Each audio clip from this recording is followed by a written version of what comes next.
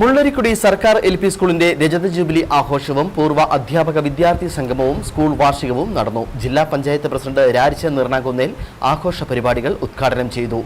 രജതരേഖ 2025 എന്ന പേരിലായിരുന്നു പരിപാടി സംഘടിപ്പിച്ചത്. മുള്ളരിക്കുടി സർക്കാർ എൽ.പി. സ്കൂൾ പ്രവർത്തനം ആരംഭിച്ചിട്ട് 25 വർഷങ്ങൾ പൂർത്തിയാവുകയാണ്.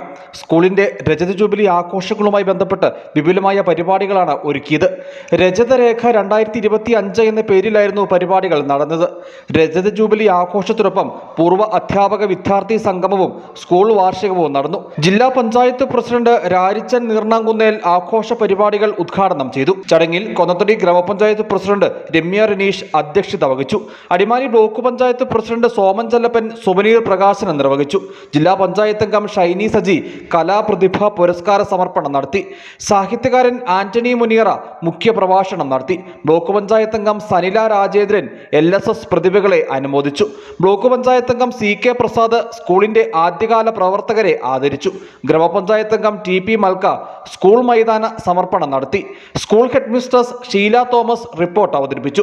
ത്രിതല പഞ്ചായത്ത് അംഗങ്ങൾ, programme committee convener Sreejamol KG, PTA president Vinoj KM, MPTA chairperson Preethi Shijo, father Sebastian Vadakkel എന്നിവർ സംസാരിച്ചു.